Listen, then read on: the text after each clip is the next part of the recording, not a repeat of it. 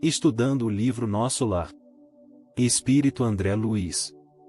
Psicografia de Francisco Cândido Xavier.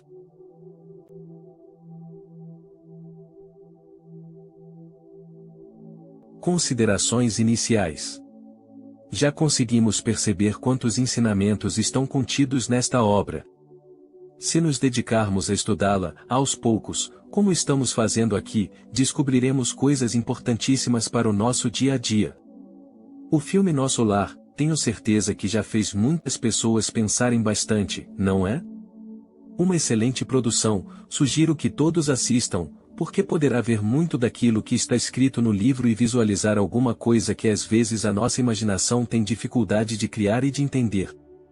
Mas repetimos, por melhor que seja o filme, por melhor que seja a equipe, e esta foi uma excelente equipe de filmagem, de atores, produtores, diretores, você não consegue colocar num filme o conteúdo inteiro de uma obra.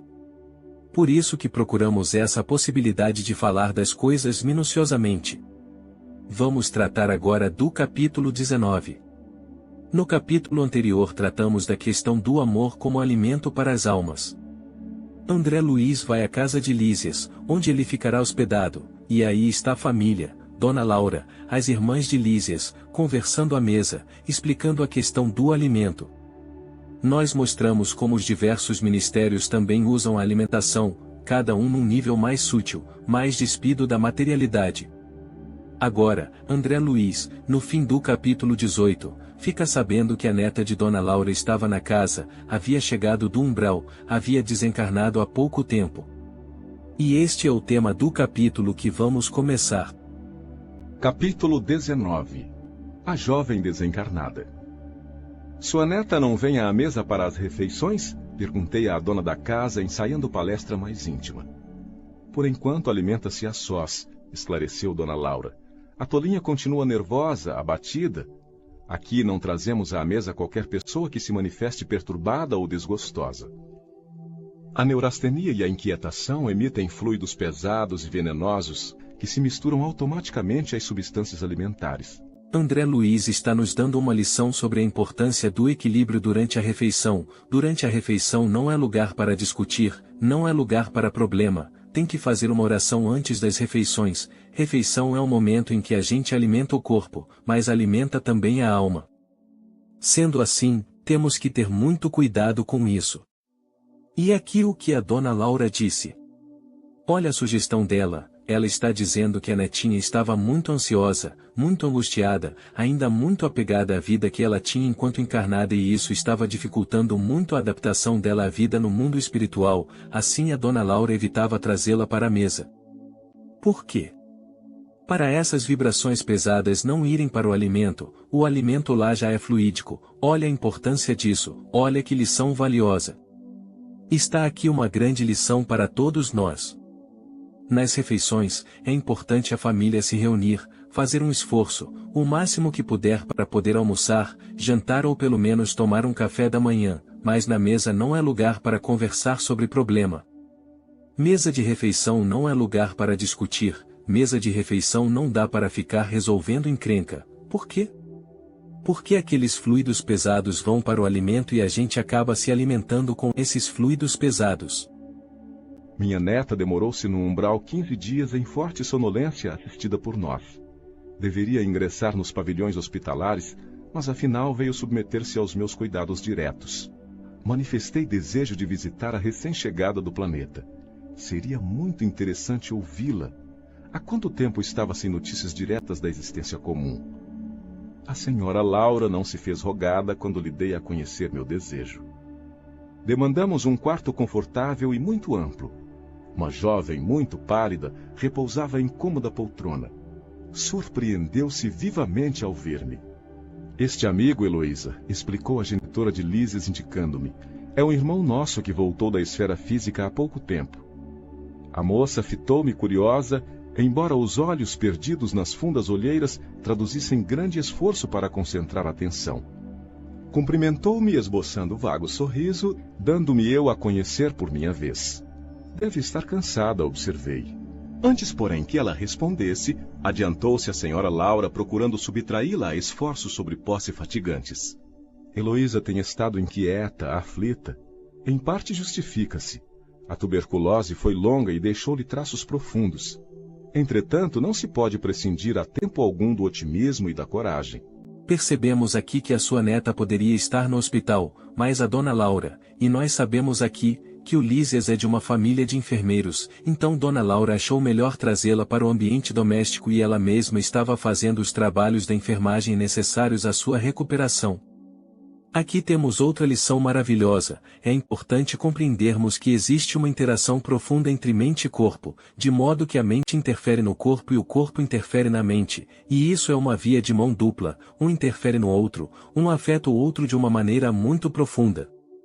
Uma mente agitada, ansiosa, estressada, pode provocar uma gastrite nervosa, uma síndrome do intestino irritado, uma alergia, pode dar uma queda imunológica. Então, a mente pode interferir de modo muito poderoso no corpo, mas o corpo também pode interferir na mente. Então, uma doença mesmo sendo orgânica, afeta a mente espiritual, a pessoa fica abatida, fica triste, fica desanimada, fica entregue, não é isso? E foi o caso da netinha da dona Laura.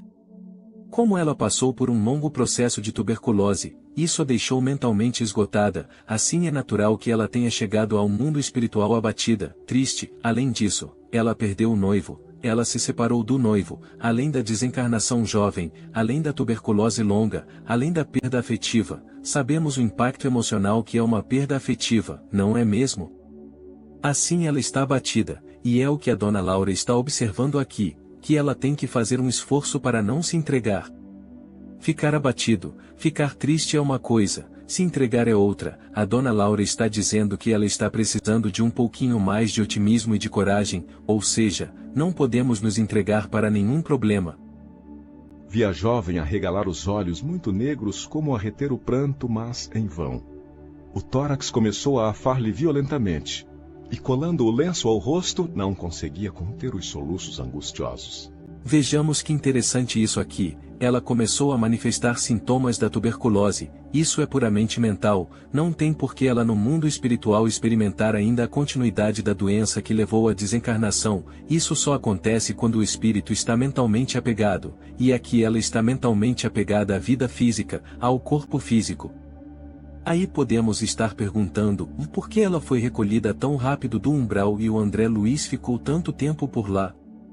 Porque nós temos uma diferença muito grande aqui, a neta da dona Laura, está triste, está abatida, no caso do André Luiz, estava revoltado, teimoso, estava refratário e para complicar, ele chegou por suicídio indireto, não podemos esquecer disso, ele abreviou a sua vida, então no caso do André Luiz, ele infringiu a lei divina. A encarnação dele foi uma demonstração de alguém que infringe a lei divina, de alguém que vive de modo contrário à lei divina. No caso dessa jovem aqui, nós temos um outro caso, nós temos alguém que está resgatando um débito, alguém que está purificando débitos do passado, assim são situações diferentes. Para resumir, um estava produzindo débito, André Luiz estava gerando débito, a neta estava resgatando débito, e isso tem muita diferença. Então, essa é uma lição para nós que estamos encarnados. É muito melhor estarmos resgatando nossos débitos do que estarmos criando débitos novos.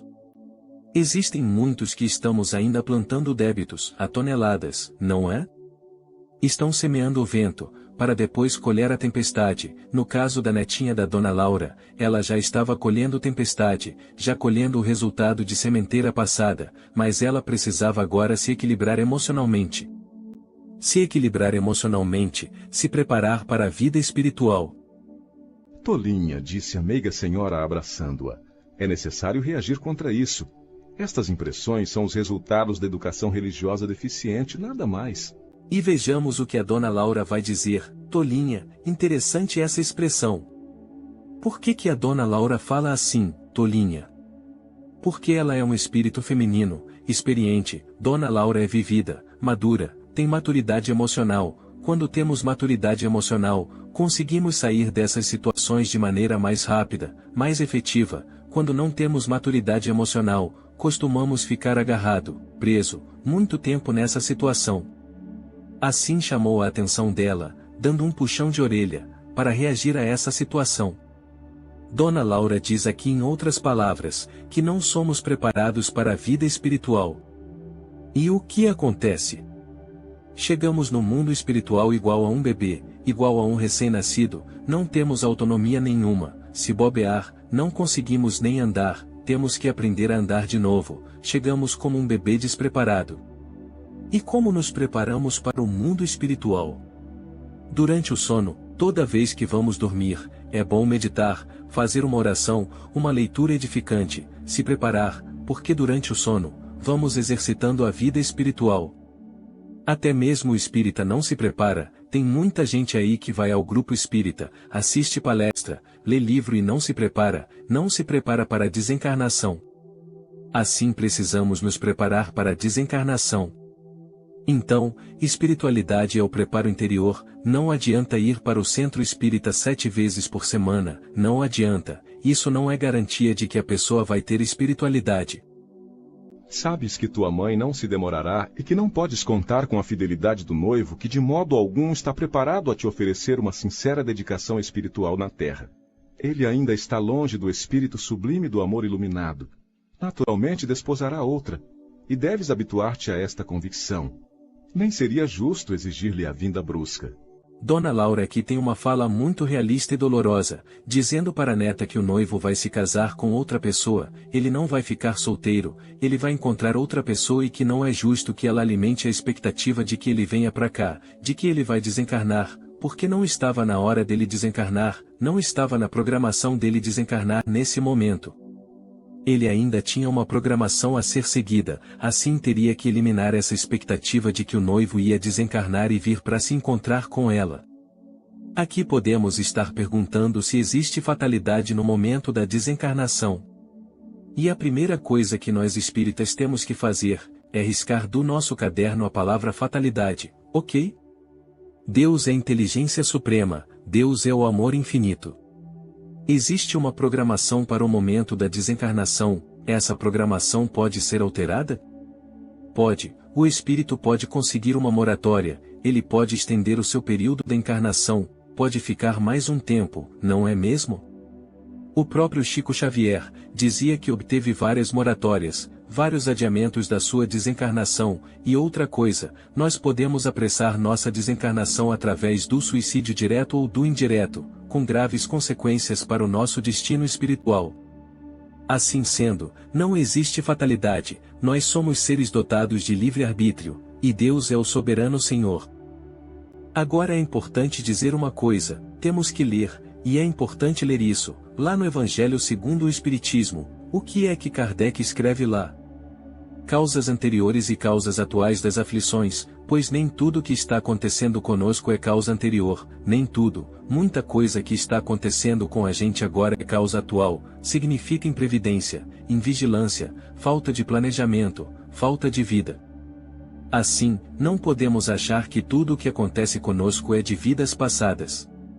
Não, sendo assim, a maneira como tratamos nosso corpo, a nossa alimentação, nossa rotina de vida, nossa rotina mental, nossa rotina emocional, tudo isso impacta agora a sua vida atual, correto?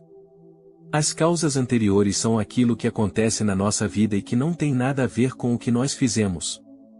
Ou seja, às vezes fazemos tudo certo e acontece algo e aí estamos diante de uma causa anterior, mas quando acontece algo conosco e identificamos que aquilo que aconteceu teve uma participação da nossa conduta, das nossas escolhas.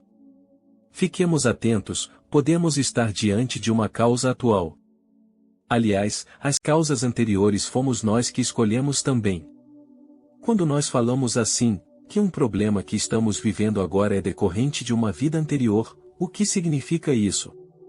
Que lá naquela vida anterior escolhemos o mal, agimos mal, usamos mal o liberalismo.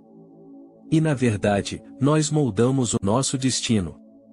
A nossa vida hoje é uma somatória das escolhas do ontem e das escolhas do hoje, mas quem escolheu fomos nós, não foi ninguém que escolheu por nós.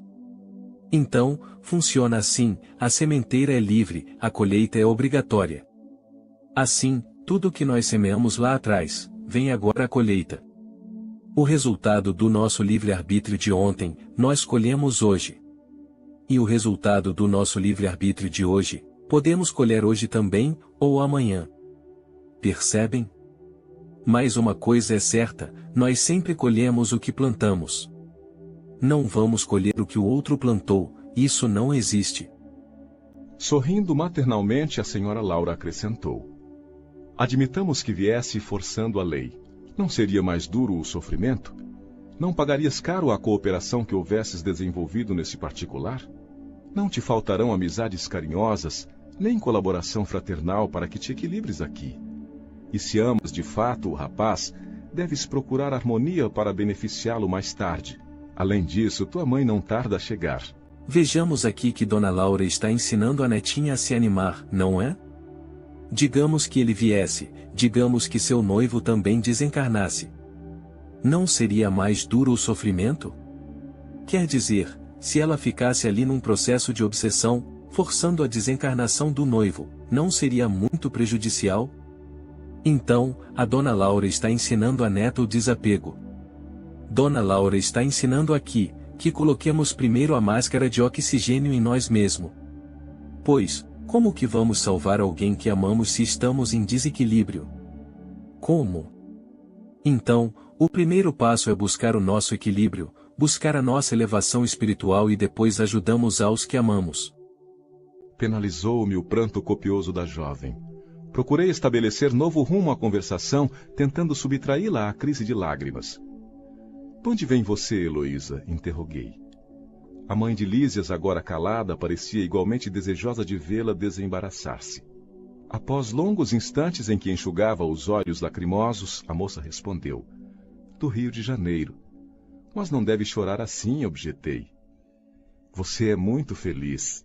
Desencarnou há poucos dias, está com os seus parentes e não conheceu tempestades na grande viagem." Aqui está voltando ao outro tema de novo. Lembram quando aquela senhora foi lá conversar com o Clarencio? O André Luiz estava do lado dela e ela pedia para ser o anjo guardião dos filhos? E aí o Clarencio diz para ela: "Mas minha irmã, você está aqui há mais de 6 anos e não se deu bem em nenhum ambiente de trabalho? Você tem pouquíssimos bônus horas? Como é que você vai ajudar os filhos se você não está preparada?" Então, o que está dizendo Dona Laura? Está explicando isso para a netinha. Ela precisa se ajudar.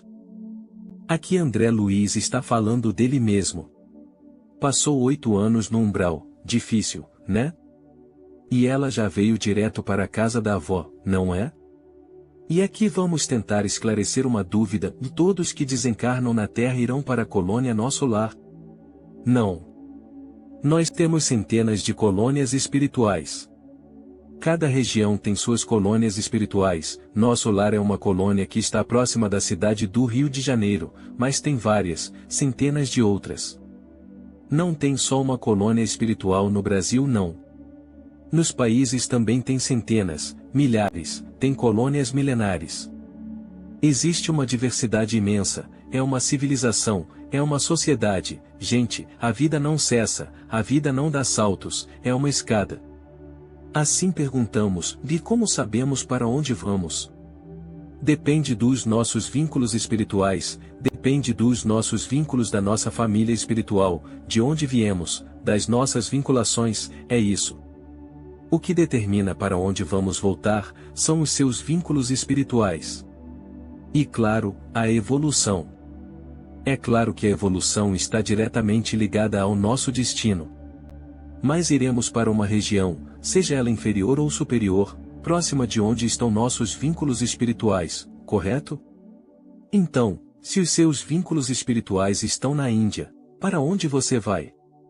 Não é? Entende? Porque as famílias espirituais estão sempre próximas. Estão sempre, sempre próximas.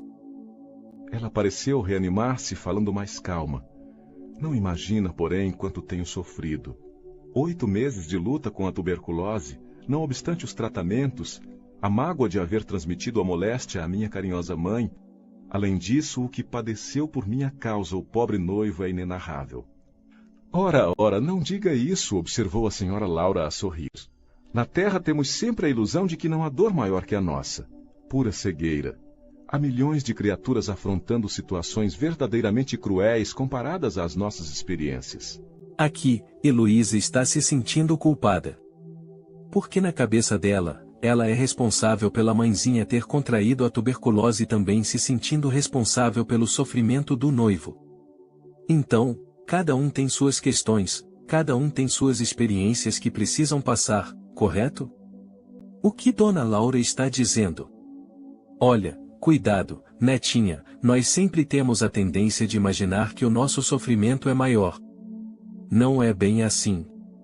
Tem criaturas que estão enfrentando dores muito maiores do que as nossas, muito maiores. Arnaldo, porém, vovó, ficou sem consolo, desesperado.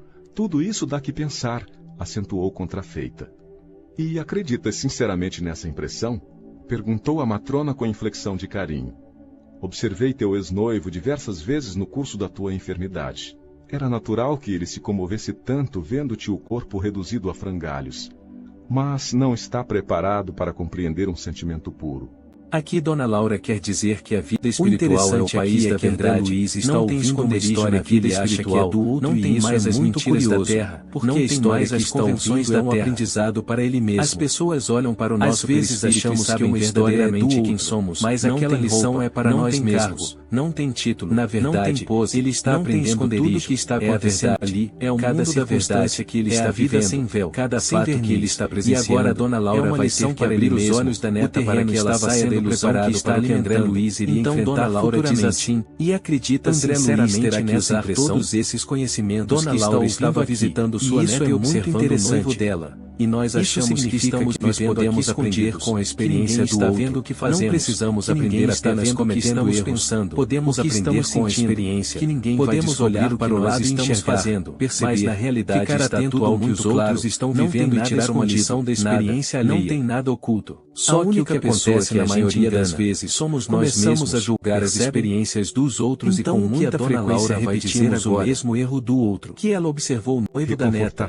onde ele ia, o que ele estava Amor pensando, iluminado não é para o que ele estava fazendo, humana. os planos dele, Conserva, os portanto, sentimentos, as intenções, não tem como esconder, não tem, percebem?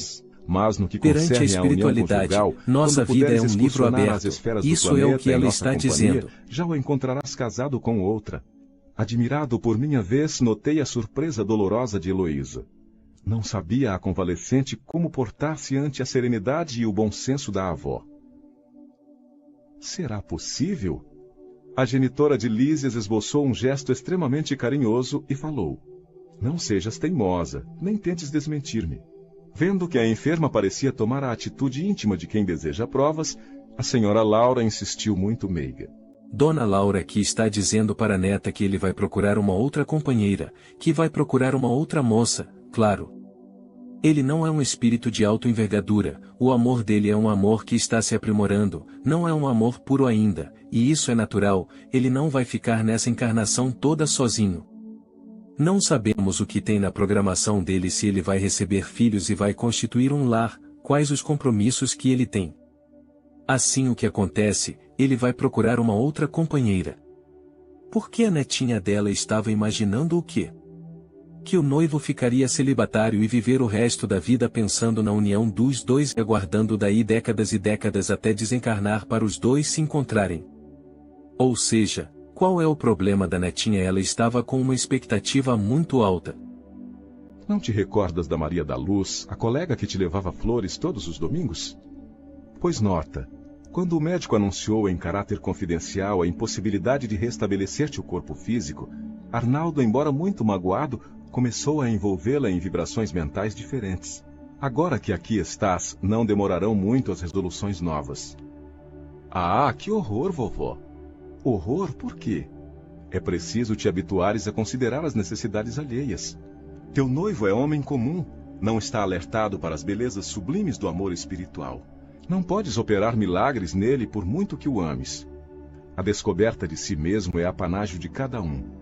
Arnaldo conhecerá mais tarde a beleza do teu idealismo, mas por agora é preciso entregá-lo às experiências de que necessita.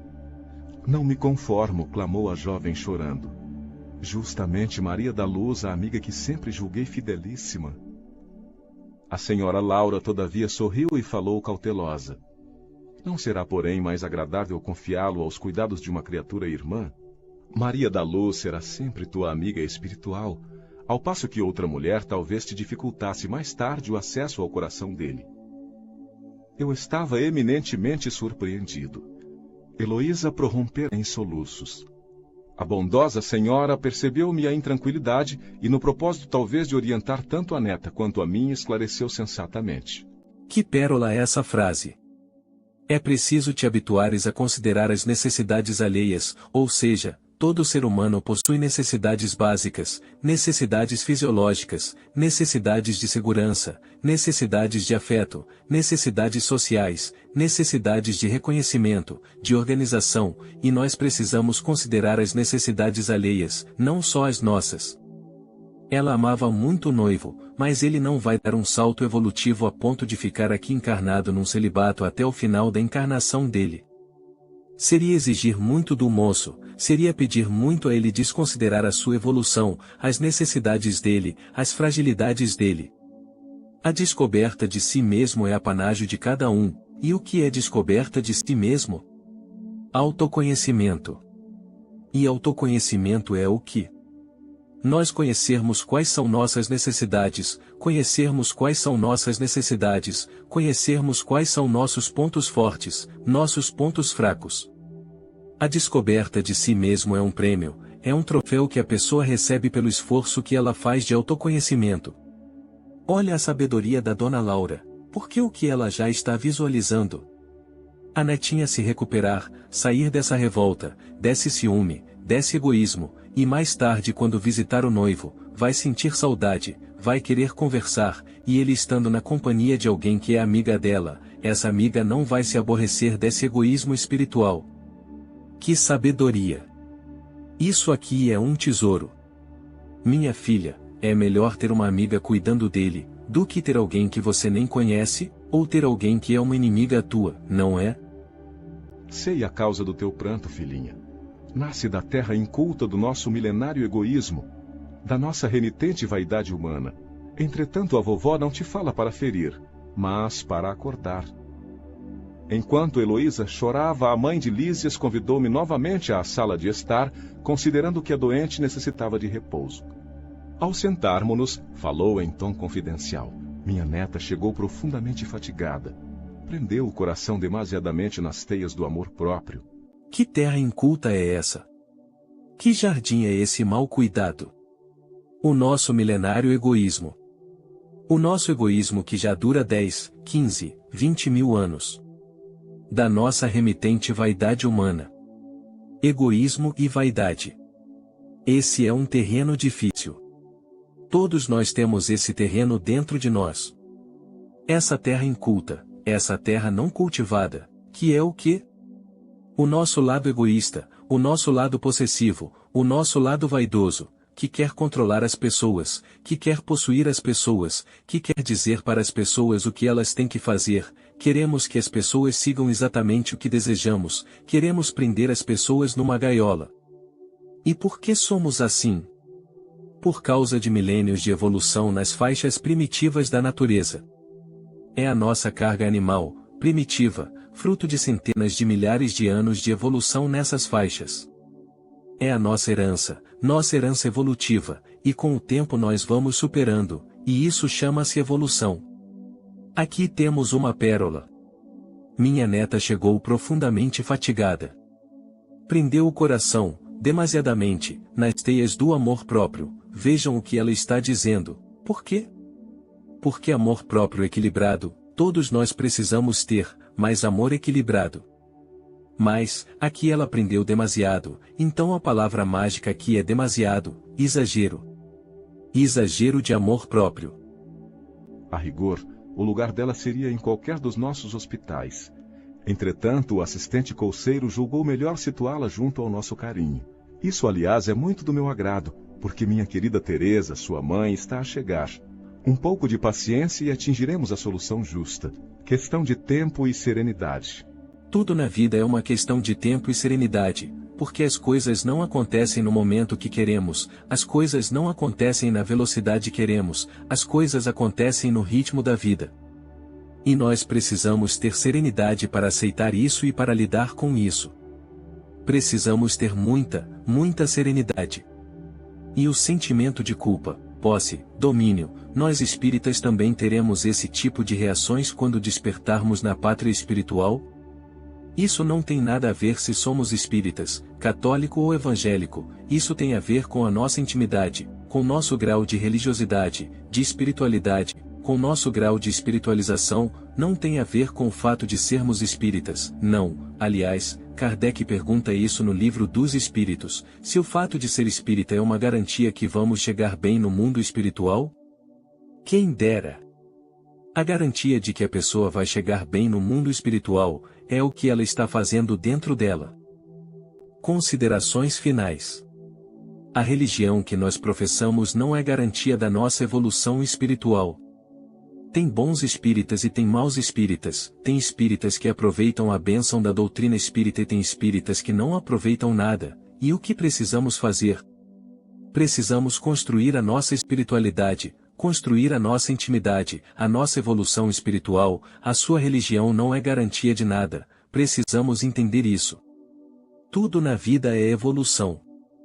Primeiro começamos com o egoísmo bruto, com o tempo o egoísmo fica mediano, com o tempo o egoísmo fica sutil, daqui a pouco o egoísmo evolui.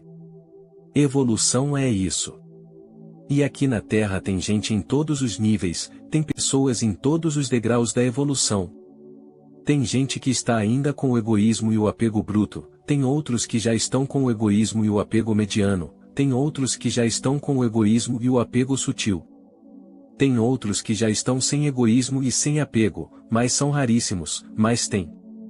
Isso é a escada da evolução. Tem uns que estão nos primeiros degraus, tem outros que já estão nos últimos degraus da evolução. Não podemos imaginar que todo mundo é igual. Esse é o nosso ego. Olhamos para as pessoas e achamos que todo mundo está no mesmo nível evolutivo, mas não estamos. Existem seres que estão no nível primitivo, tem outros que já estão no nível mais equilibrado, tem outros que já estão no nível mais evoluído, tem gente em todos os níveis de espiritualidade. Não podemos ser ingênuos, acharmos que todo mundo é igual, só porque é ser humano, está tudo no mesmo nível evolutivo. Cada um está em um degrau e isso é sabedoria. Nós precisamos dessa sabedoria. Esse olhar espiritual. Precisamos olhar para as criaturas e entender que cada um está num degrau evolutivo. Uns mais egoístas, outros menos egoístas.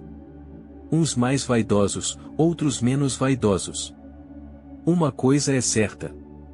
Se estamos encarnados, anjos nós não somos. Nós estamos mais para primatas sem pelo do que para anjos sem asa. Nós somos muito mais perto dos primatas, dos seres primitivos, do que dos anjos. Por isso, precisamos ir com calma. Evolução é uma longa escada. Vamos subindo devagarzinho. E cada um tem a sua história. Um tem um defeito, o outro tem outro. Um tem um defeito, o outro tem uma virtude. E um compensa o outro. Então, cada um tem seus defeitos e suas virtudes. Todo mundo está subindo o degrau. Tem uma frase do Chico que é maravilhosa. Ele dizia assim: não espere das pessoas demonstrações de angelitude. É demais querer que as pessoas tenham comportamento angélico aqui na Terra, não tem jeito. Mas, aí perguntamos. O mundo espiritual, ou seja, a vida espiritual só existe no Espiritismo? O mundo espiritual não é a propriedade do Espiritismo, não. O mundo espiritual é o mesmo para todos. Quando desencarnarmos, não interessa se somos evangélicos, católicos, muçulmanos, judeus, vamos para o mundo espiritual. O mundo espiritual é a criação de Deus, não tem nada a ver com o Espiritismo. O Espiritismo explica melhor, investiga melhor. O mundo espiritual é uma realidade. A escala espírita é um fenômeno da criação divina.